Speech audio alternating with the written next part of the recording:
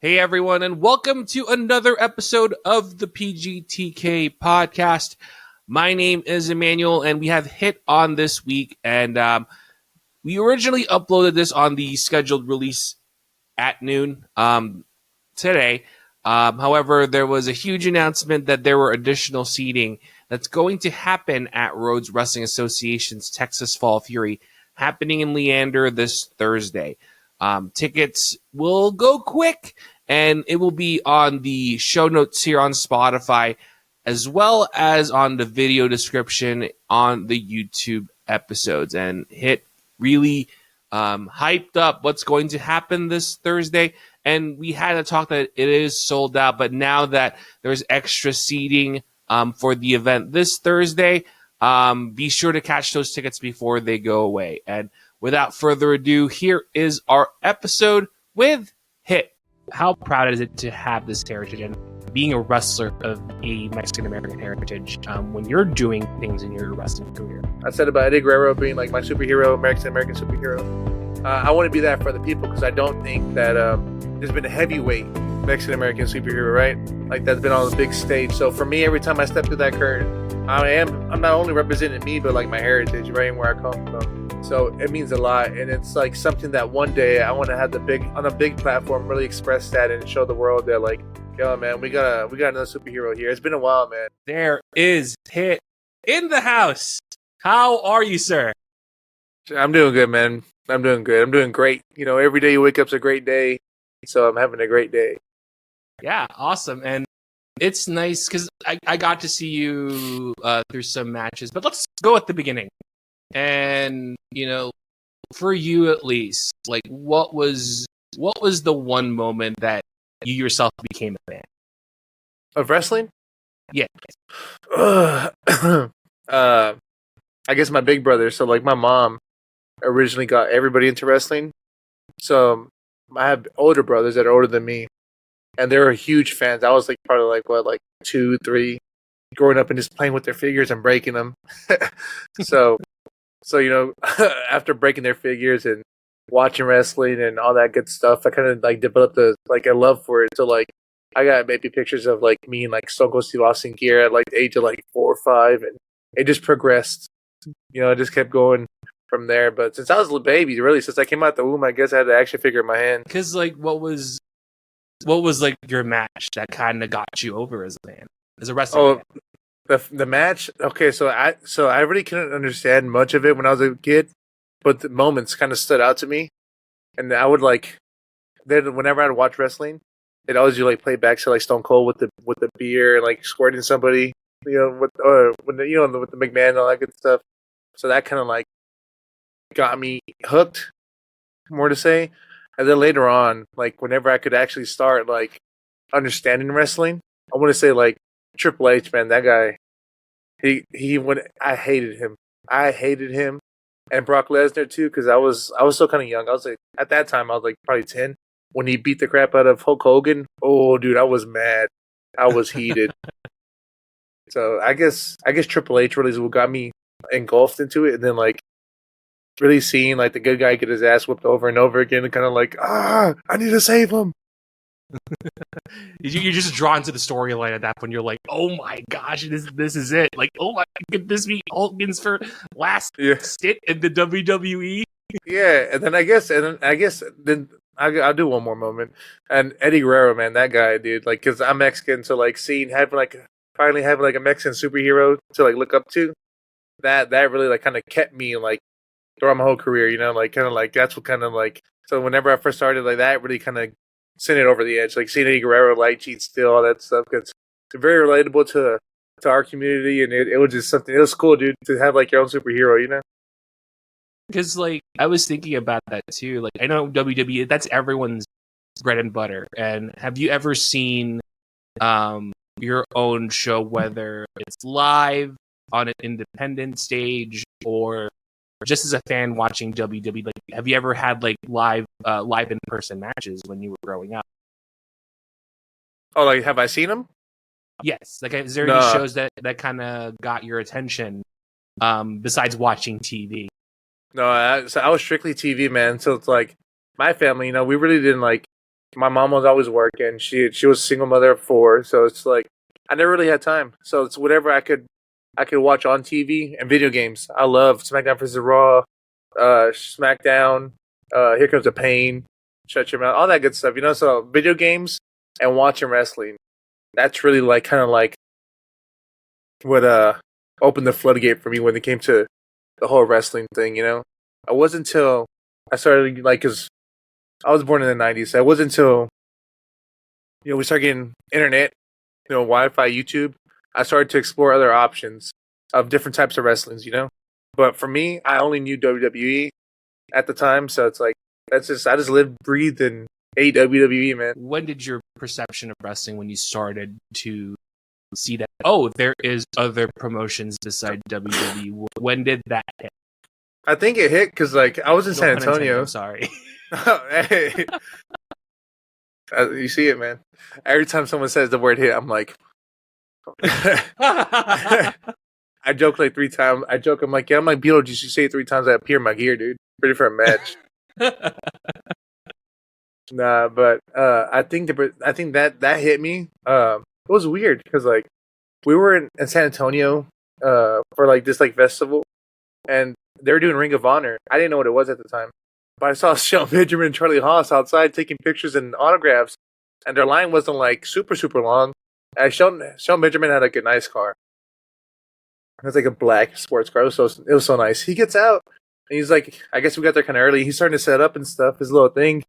I'm like, oh my gosh, Shelton Benjamin, oh my god, I haven't seen you guys on TV in so long. Where you guys been at? This and that. And they're like, yeah, we'll be on TV on I think it was CW or something. It was a local channel or something, or I don't know. It was a big deal though in San Antonio, and they're just kind of telling me that it's called Ring of Honor, this and that. I'm like, what is that, dude? Wow. I was like, what is Ring of Honor? That I legit, and I think I saw the pictures in here somewhere, but yeah, dude. So me and my little brother, we were going nuts, but Eric and people were just walking by, nothing was happening. I'm like, bro, this is Shelton Benjamin. You don't no one's stopping to even acknowledge this guy. I was mad. I was like, bro, I was mad, but yeah, that's when it hit me. I didn't know until then. Oh, and then no, actually, that happened, and then I was looking for figures, and then one day I was in the aisle at Walmart, and this is a true story. I'm going through my stuff, normal. And I look to my left and I see a Jeff Hardy figure, but it doesn't look like everybody else. It doesn't look like a Jax figure. It looks just weird, different ball joints and stuff. And he came with a ladder. I was like, well, that's pretty cool. Then I see a Devon Dudley. I'm like, what? That's cool too. I haven't seen them wrestle in a minute. And then I look at the packaging. It says TNA. So that's really kind of so it was Shelton and Charlie Haas in that moment. And then I was like, well, then I started deep diving into that stuff. And being a fan and having your exposure watching wrestling, what was the moment you were like, you know what, I'm gonna do this wrestling thing? Well, I've always I want to say joked about it, but this is something I've always wanted to do. We used to have and then in elementary school we used to have books where you'd write out what you wanted to do, and everybody's talking about being a basketball player, an NFL player. I would say that stuff to kind of I guess fit in, right? And then one day I was like, man, screw this. I erased it, and because they're gonna publish it. So leading up to the day of the publishing, it's a book that they're gonna publish for the school. Okay. So leading up to the day, I had it in my thing. I want to go to the NFL. That was my dream. It wasn't, but I just wanted to be cool. Just to hide, yeah, I said it. Yeah, because everybody loved. I don't know why. I just I didn't even watch sports really, so I just had to say it. But the last day I erased it, and I was like, yeah, I want to be like John Cena, Batista. I'm gonna be a WWE superstar. And I misspelled every single word in the book and all that good stuff. But hey, here's a thought that counted. But yeah, that's what it was. It's since a baby, since a kid, really, it's what I wanted to do. And it wasn't until, so I played college basketball, and it wasn't until my college basketball career kind of was winding down, and I was trying to figure what's next. I like to compete, and I guess I'll get into the story of how it all happened. If you got time. No, I mean, like I said, we're canvas here. You're a Pollock or a Mona Lisa. The floor is yours. All right, so we were just so it was pre-COVID. I was doing figure hunting as you can see behind me, I have a bunch of figures. Like I love figures, and we were at one of the figure stores in San Antonio. Kind of going through it. I'm hearing these two guys talk about wrestling, and then I'm like, "Oh, what's up, bro?" I'm like, we start doing like chopping it up and stuff like that. And then they look at me like, "Bro, you're huge. You should do wrestling." I'm like, in my head, I never thought about it. Like, as it like being serious, I felt like the people on TV or doing that stuff were like chosen, or like, like, oh, their family did it, so that's how they're in it, right? I didn't know you could go to school for that stuff or anything. And then they were like, "Yeah, dude, you should do it. You should come to the school." I'm like, "School? What do you mean school?" "Yeah, come sign up at the wrestling school." I forgot the names of the schools, but they were like, kind of like one guy was for the school, for this school, one guy was for this school, and they're like kind of like, "No, come to this school, come to this school, come to this school." I'm like, I wasn't even from San Antonio, so I was like, "Oh, that's cool, bro, whatever, right?" Then I kind of like go home, and I'm starting to think about it. I'm like, I think I'm gonna do this. So I started Googling like schools, like what's the best wrestling school in Texas. I brought up Booker T's, brought up Hybrid, brought up AEW, like all these wonderful schools. And I'm like, okay, cool. Maybe one day I'll do this. And I'm about to like sign up for one of the schools, and then kind of COVID hit like right after that. So I was like, so kind of give me like a little break. And once things started opening up again, I was like, okay, let me see what's going on. I go back on to start researching schools again, and before I even do that, I guess Big Brother's watching, right? So I was on there like doing that stuff, and then one day a Facebook ad popped up for Dustin School. And then I was like, you know what? And it's like every school that I wanted to go to was pretty far from where I lived at the time, so it didn't make any sense. But Dustin School was like right up the street, almost, and I was like, man, let's give it a go. Because it's interesting, because being under the same roof with Dustin, who's had an extensive amount of experience doing TV wrestling, what was your first impression of him when you met him? As you got to know Rhodes Wrestling? First impression of Dustin is like, oh, he's like me. Like I was like, okay, this is gonna be great. Like he loves it. He loves wrestling. He loves to joke around. And he really wants the best for the wrestling industry as a whole, But that's the first thing I thought of. Like he's funny. Like the first thing he saw me, he's like, whoa, shit. He's like, you're big. I'm like, what's up, dude? And he's not a small guy either. Because I said the exact same thing about him. Like, bro, I thought you were way smaller than what you look right now. He's about 6'5". He's a big dude. Wow. Yeah, but that's my first, like, the first thing I ever thought about Dustin was like, bro, he's so cool. He's like, he's just like me, bro. He's like, he's not a mean guy. He's super loving, super genuine, and he really wants the best for you, What was your first bump like? First bump, it was scary, because it's like, you never, how you say it, you're not prepared for wrestling until you start doing it. So I can say you can never really be prepared for it. So my first bump was just like, I didn't trust myself, because I know it's going to hurt. I know it's going to suck. And the thing with a bump is like, it's going to suck. But if you don't trust your body, it's going to suck a whole lot more.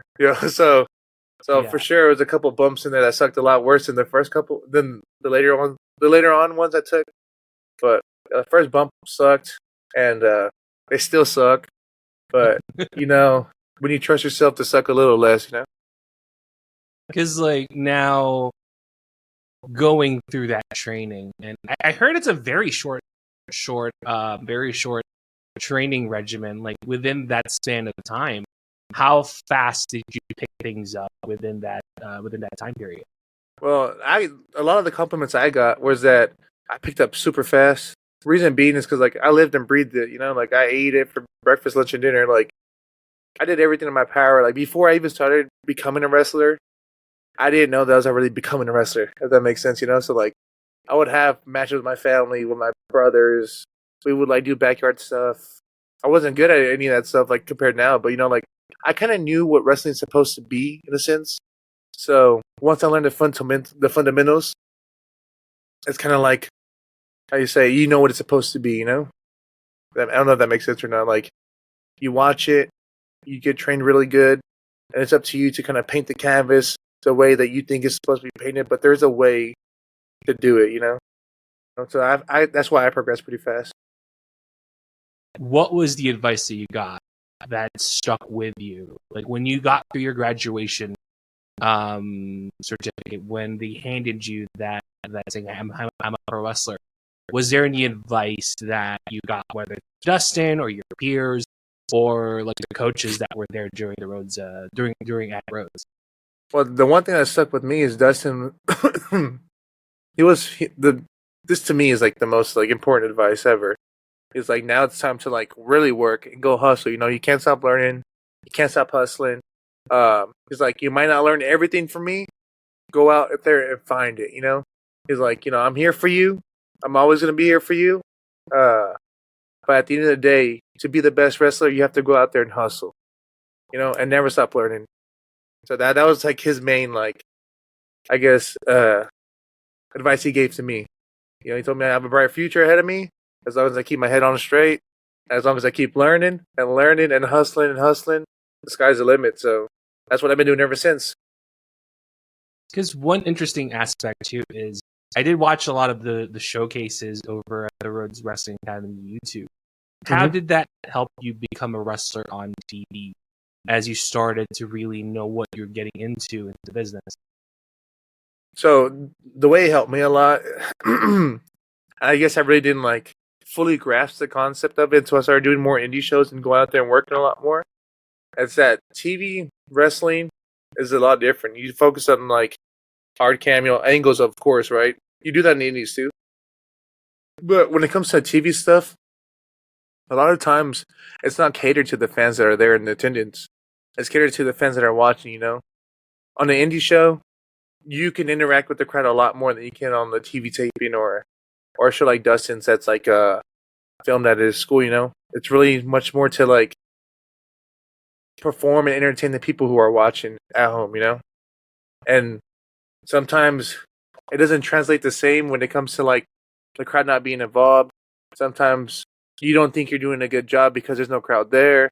But until you get online, they're like, oh man, y'all killed it, So it's just different. It's just different because you're not wrestling for the audience, You're wrestling for you are, but you're wrestling for the audience at home, not in the building.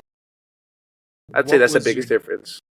When you're starting to learn how to work the hard game, how to work with the different angles, do you remember your first match doing it? Yeah, as a TV taping. 100%, and it was rough, like for me because I want to say rough because like I guess I would say the word rough. Rough being that I'm still like I was greener than I am now. Trying to remember to like, this is like where hard cam's at. This is like this is like the best way to do this, or like like everything. Just there's little nuances in wrestling that I was still picking up, but in my head I was telling myself, And then you add the element of TV and all that stuff, and then you're worried about that, and then you're worried about that, and then you're like, it's not second nature yet, So that was like the biggest hurdle I had on my debut. I loved it. I had a blast. The debut, it was what it was, and it was awesome for me.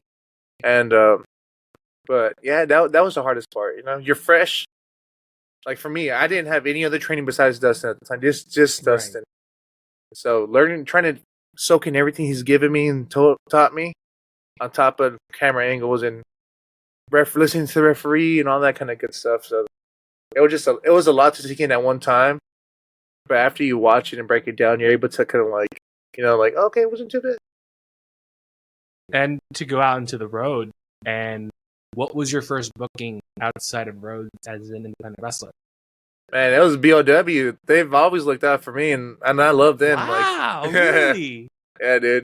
That was my first booking ever, and like it was like it was kind of gradual.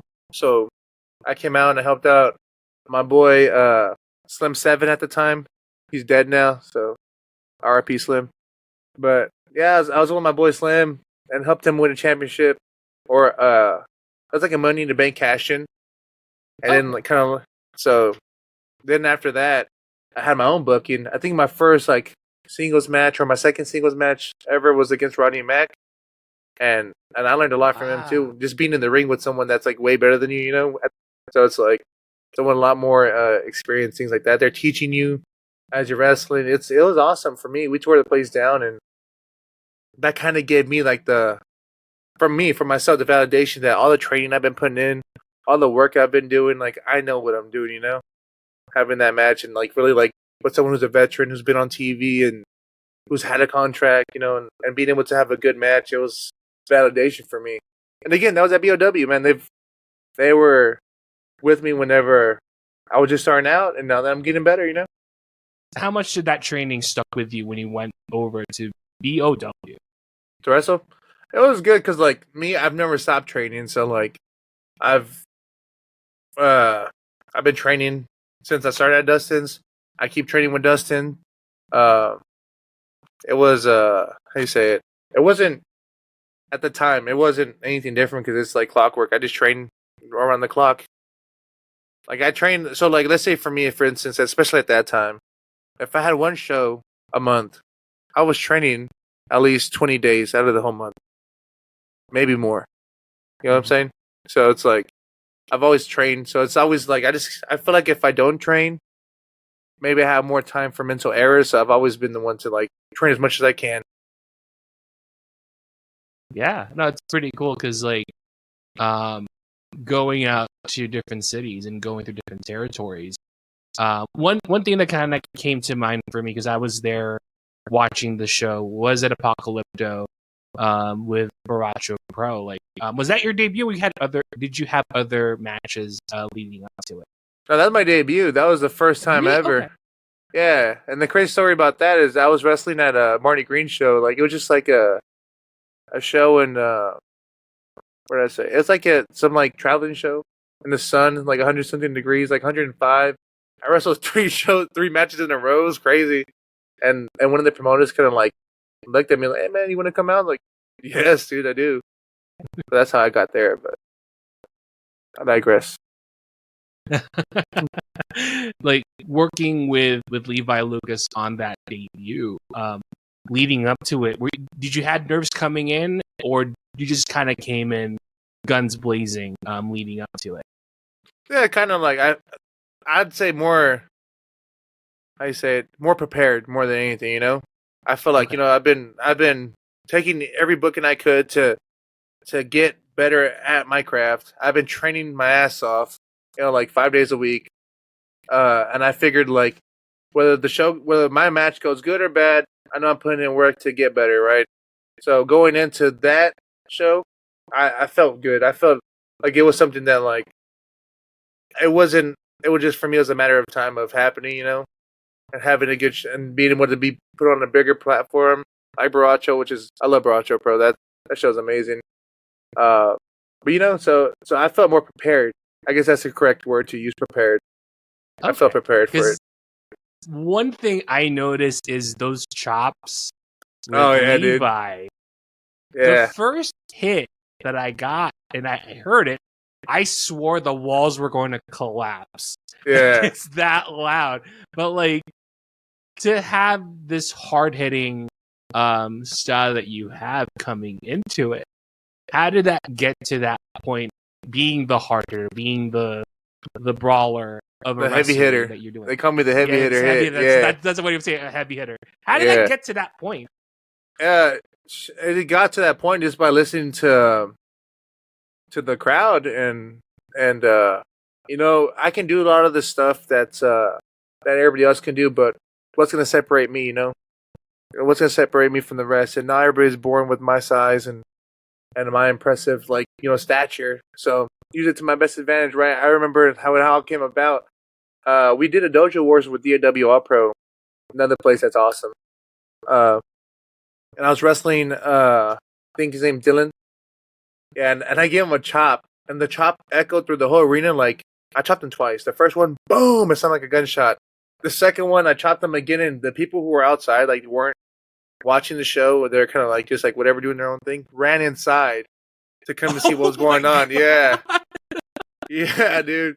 And then I go when the match is over, they're like, "Yeah, but people were running in there to go see the match." And one of my homies at the time, he was like, "Yeah, but we all know it was you." Like so they're like cheering me on. They're like, "Bro, it's just Hitt out there whooping somebody's ass."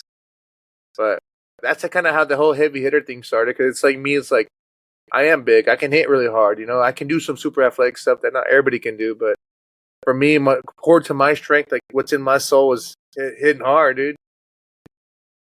Because like it's interesting. Who did you have anyone in mind that kind of influenced that heavy hitter character that you have? Yeah, I want to say Triple H. I love Triple H and a little bit, and Brock Lesnar, and more recently, I can say Gunther. Gunther, like it's like you look at their matches and you look at their work, and they were all impressive in their own right. But one thing sticks out the most, and it's that they're beating the crap out of people, dude. They are just killing them, and it's like you. If you could sprinkle a little bit of Triple H, a little bit of Brock Lesnar, and some Gunther in there, I think you're doing all right. I'm not saying I'm on that caliber, but that's who like kind of inspired me to really like be a heavy hitter. You're parallel to them, basically. You're parallel to them. Now we're doing a different angle now. Now that you're a wrestler, like what matches did you like watch tape and do a film study that kind of led to that being a heavy hitter as a wrestler? Man, honestly, I left one out. Takeshita. Oh my god, dude, that dude can go. Yeah. Dude, yes, that's what it is. I'm like that. I saw him. I watched the Real Ospreay match he had. That was a banger. But it's like everything he does, it's like super like he works really like athletic, right? You see him like hang with the best of them when it comes to athleticism. But the one thing that sticks out to you the most is when he just fucking lays someone out. Boom! Or you hear that smack whenever you like crack somebody in the head or something. Like that, dude. Like that's man. Him and Will Ospreay was good because he's another one that can hit. He's like a little underrated because he's very flippy and stuff. That's what they say. He has a different style, but he can hit hard too, dude. So it's like that's what I like. And seeing them go at it was insane. Like, but yeah. And that was the match too that you kind of looked to during, what was that, Full Gear? What was that? A Revolution, I think. A Revolution. It's Revolution. Yeah. So I was like, my dictionary went through the roof when you mentioned it. Hey, I'm the same way. Sometimes people are like, "Yeah, remember '99 at SummerSlam?" I'm like, dude, I don't know. I just remember them beating the shit out of each other. I don't know what day. There's so much wrestling in 1 year. It's like my encyclopedia is like basically this big now. Yeah. So it's like, what the heck is going on? But I can tell you what happened. I just can't tell you the date. Yeah, exactly. I know them. It's somewhere inside there too, and I'm like, oh, there it is. But you mentioned AEW, and I was at that Dynamite actually when that taping happened this year. And what was it like seeing stuff like what was it like seeing the preview of the big leagues? And facing against your mentor and the Von Erichs, that one was kind of mind blowing. Oh yeah, dude, whenever we had our whenever I wrestled Dustin and the Von Erichs, it was insane. It was something that like you can only like for someone like me at that point in time, you could only dream of, So like if my wrestling career was to end, like I would be happy because I got to wrestle my mentor. Someone who trained me from like the ground up, right, and really got me my start in wrestling. And then someone like legendary, like the family of the Von Erichs, it was just like something you just can't like. For me, you can't script, you can't really write that, And it was, to me, that was awesome. And then seeing like the whole production side and seeing everything like the big leagues, it's like when I stepped there and I started looking around and seeing everybody, it was like, okay, I felt like I was meant to be there, So I felt like I need to be here. I need to be doing something with AEW or WWE, something like that. That I want to be in the big leagues too. Like this is where I'm coming. I will be here one day. Right. So like, if anything, to give me more of a fire under my ass to stay. Because I love having. I'm very blessed to have been able to wrestle my mentor and the Von Erichs. But at the end of the day, it's like I don't want it to just stop there. Like, yes, if my career ends right now, I'm blessed. I'm happy. I got the rest of my mentor. That's up. But at the end of the day, it's like I can see more for myself, and I see me being in the big leagues too. What was it like backstage? It was insane. Like you really get to see the madness. It's like it really is. People say it's like a big indie show, and from a certain standpoint, it kind of is, dude. Like people are running around. It's a lot more organized. But people are running around trying to they need him for this, they need him from that.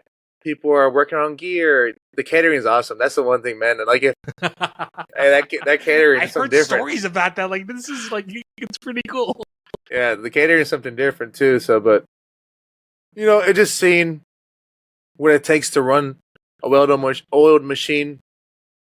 The talent in the back was very, very nice, especially the young guys. So, like, if a lot of the AEW vets would come up to us, like, they weren't mean or anything like that. We can ask them questions, and they give us their input, their advice, things like that, what we should do, and they're very easy to talk to. So, it was great, to be honest. Every time I go, or if I do wrestle, I don't wrestle, I always get something out of it. I always learn, and that's the most important thing to me. So it's awesome, dude. Really, if any wrestler ever gets a chance to do any extra work for AEW, WWE, or any of the big companies, man, it's a blessing. It really is, and hopefully you guys take advantage of it and learn as much as you guys can.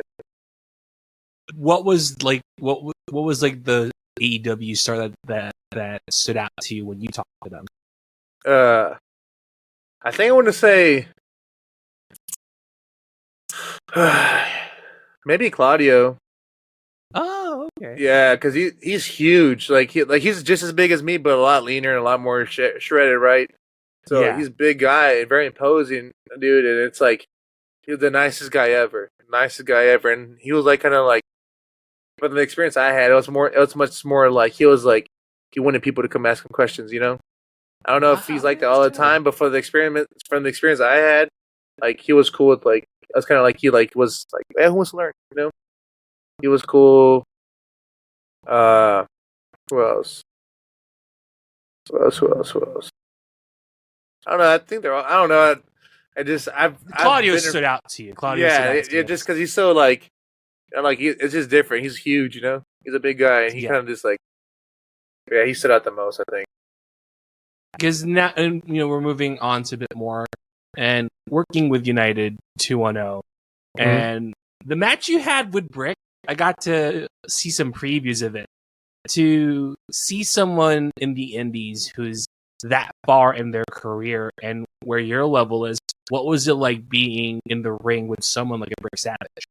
It was awesome. It was something like that I've been thinking about like for a long time. I've been wanting to wrestle Brick for a while, man. And it's like, to me, it was something like, like, say it's just something that I've been wanting to kind of test my metal and see where I'm at and things like that, and kind of see what he's doing, because he's right now he's at the top of his game.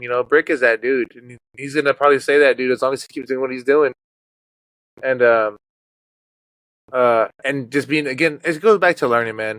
Being in the ring with them and just learning more than anything. That's like, for me, that's the number one focal point I could take away. Like, especially someone like that who's already like doing their damn thing, and it's like, it's pretty. Just get what you can, learn what they can. I was excited. I was hungry. I was ready to go. And yeah, dude, it's more. It's like next time we meet again, if it happens again, he whispered some freaky shit in my ear, so it might happen again. I'll test to see where I'm at then. It's kind of like a checkpoint if we ever do get to work again. What was like the feedback that you got from him after the match?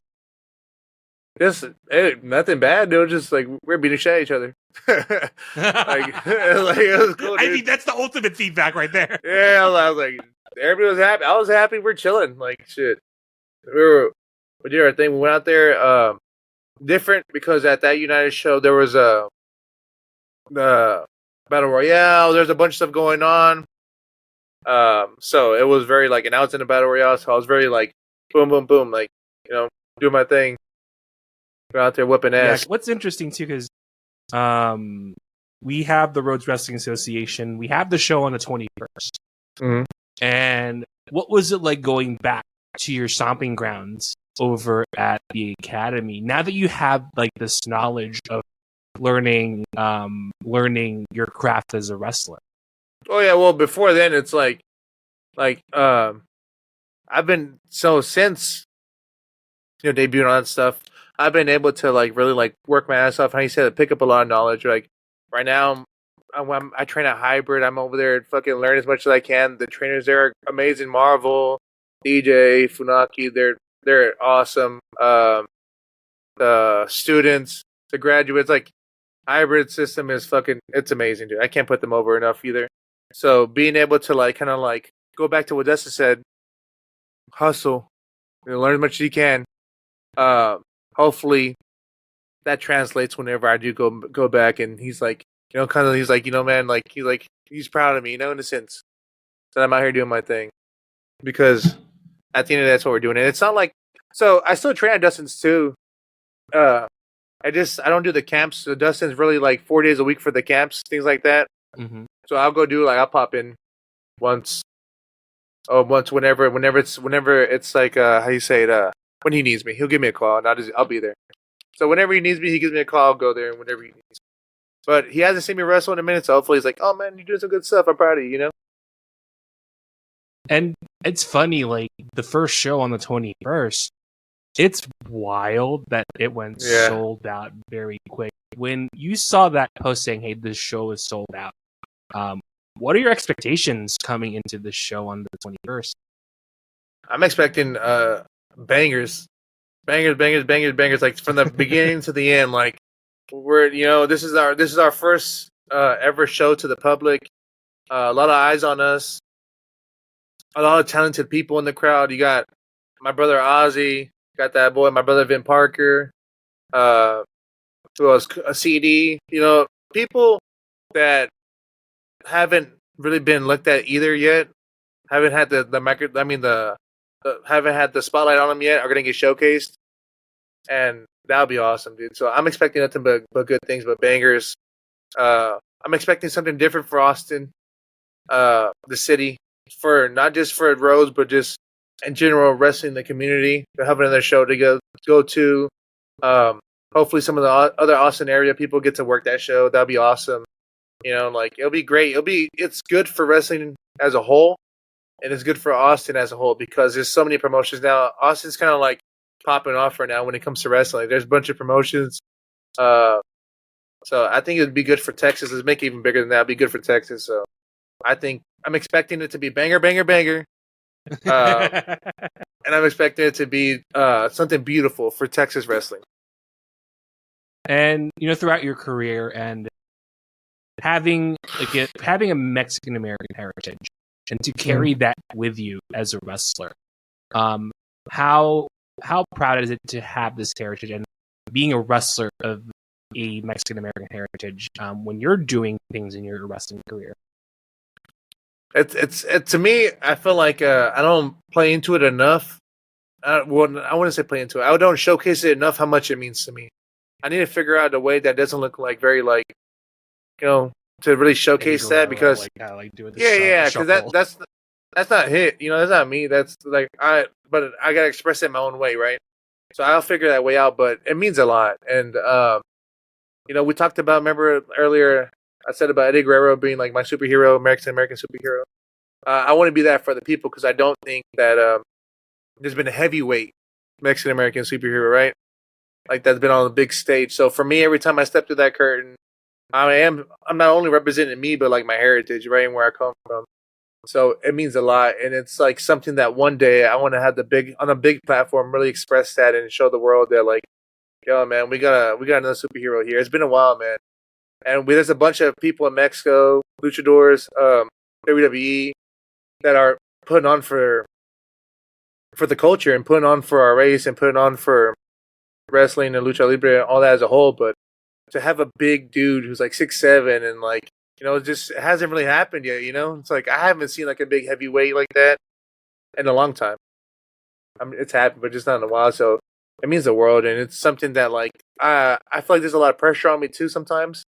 Not when it comes to wrestling, but much more to like kind of like put on for the culture. You know who you are as a person and as an identity of being Mexican American, and it can, that pressure can turn into a reward if it's done right, 100%. I'm built for pressure. That's why I don't mind it. Give me all the pressure. So I just me figuring it out and being able to make it my own and not try to rip off anybody. That's not what I do. I want it to come organically, and I want it to, whenever it happens, to be magical, right? Everybody knows I'm Mexican. If they don't, they think I'm like Persian or Middle Eastern because I'm so big and just like my facial features Yeah. or whatever. But you know, whenever it does come to light, whenever I'm able to express it more and really bring it to light, and the way Hitt will bring it to life and express it, I think it'll be beautiful. And it's funny you mentioned with Eddie Guerrero too, like for you to be in that, man, maybe a kid at at an indie show, they'll be like, "Oh crap, you're Mexican American." I'm not gonna say crap if it's a kid, but it's, yeah, I got you. I got you. Yeah. To have like someone who's young and looked up, he's like, "Oh, you're Mexican American. Okay, let me like." There's representation too, because now they got to see someone who's in the same culture and upbringing that you have. So that's like the ultimate goal. 100%, dude. 100%. Even like whenever I do go out, step out, a lot of little kids are like, "You're a wrestler," because like I still live in an area called Little Mexico. That's kind of like what they dubbed it because there's a bunch of Mexican, American, or just Latin people in the same kind of like area living together. And they always come up to me and they think I'm so cool. And so I'm like, "Oh, thank you guys." I'm like, and when in reality, I think they're so cool for cheering for me or coming up to me asking for a picture or something. So yeah, dude. But That's nice. I feel that. And the year's drawing to a close. What are you looking forward to now that the year is almost wrapping up? I'm looking forward to laying down the foundation and the groundwork for 2025. Everybody's always having like, what is it, New Year's resolutions, things like that. Well, I don't really have a New Year's resolution. I kind of have like a statement of what I want to say. And what I'm saying is I've already put the work in from when I started wrestling, which is like 2022, right? All the way till now. That foundation has been laid. The people know me. I'm starting to get I'm starting to get like a little buzz, right? And finish out this year strong. Lay down like, I guess it fits like a highway, right? Lay down the last piece of go over with the asphalt one last time, let it dry, right. And then 2025, we're out here driving fast as hell, fast as we can, dude. Doing our thing and trying to put on the best shows for the fans and make a name for myself. And and I can say this other question too. When you look back at the current year, what would you describe your year up until this point? That's up and downs, man. Roller coaster. With wrestling as a whole, it's been beautiful. I think I've used the word like 1,000 times, but I'm gonna keep saying it because I love it. Wrestling has been great to me.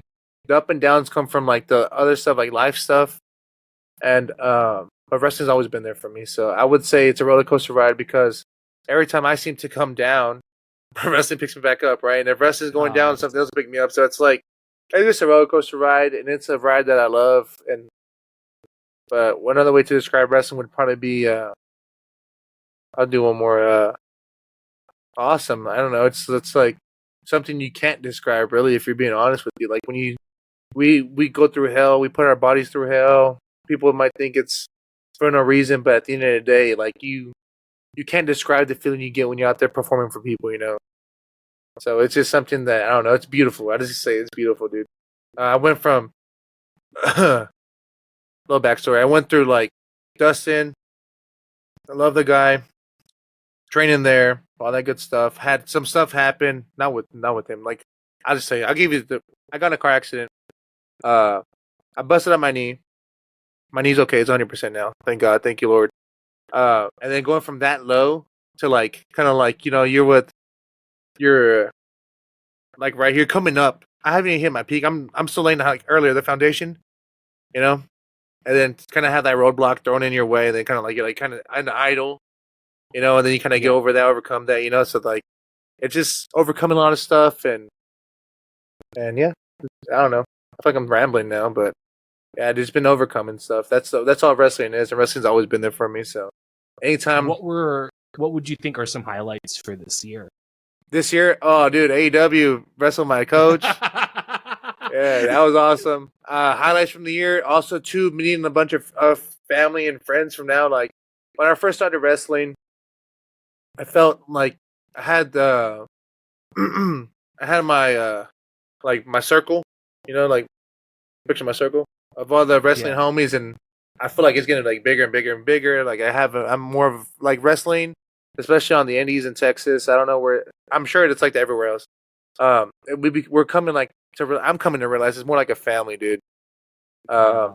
So being able to like travel and like meet people, those are all my highlights. Being able to go to Hybrid and train there, being able to be at Dustin's and train there, being able to be on shows. It's a privilege, dude. It's something that I don't take for granted. Meeting people, meeting fans, taking pictures with fans, like I don't know. I just say the whole community of wrestling. That's my highlight. I guess if I'm not like the big stuff AEW, like I love that stuff. Being backstage or working with WWE, all that stuff is amazing. But the bare bones and why I do this and the highlights of wrestling for me is the people. Okay, that's pretty cool. And I always end this conversation. Thank you so much, Hitt, for having you on. It's thank you for having me. I've been watching and we've been talking a lot of stuff backstage. I think the last time we were in Inspire, and I was like, you know what? Let's get you a spot down the line. Let's put you because your career has been pretty cool too. Because when I saw the AEW Dynamite taping, and I was watching it, and Shimbashi was there. Yeah. And I was like, hey, this guy looks familiar. Oh, shoot, it's Hitt. Oh, my God, he's there. Seeing where your career is heading, you got to see a sneak peek of what's happening in the big leagues this year. So I keep going. It's always upward from there. And 100%. Things will always go up. That 100%. That's like a model I live by. It's like, like for me, like I've already like AW that I've already experienced it. So how you said, we're only going up from here, baby. We're doing it. Exactly. We're doing it. I'll end this conversation with this. And if you were in the same room as an adolescent you, what would you like to talk to him about, or what advice would you give?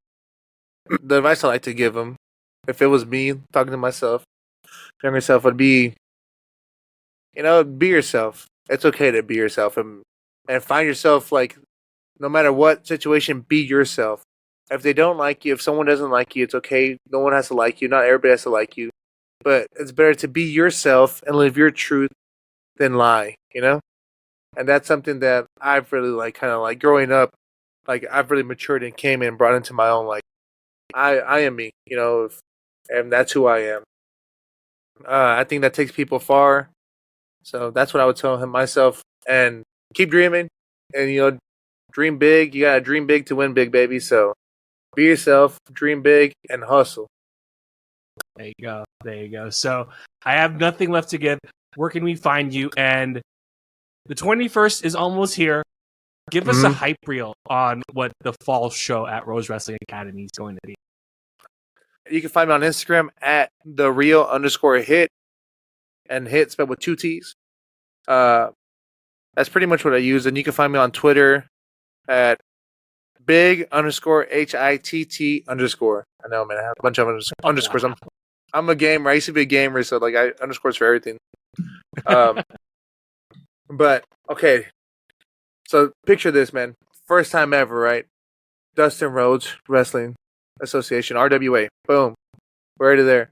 We're gonna have championship qualifying match. So it's gonna be between Ben Parker and Ozzy. If you don't know who they are, man, they're same as me. They're up and coming. They're amazing. They're when you picture someone with a lot of potential, those two guys right there, they have unlimited amounts of potential. They're gonna clash, dude. They're gonna beat the crap out of each other.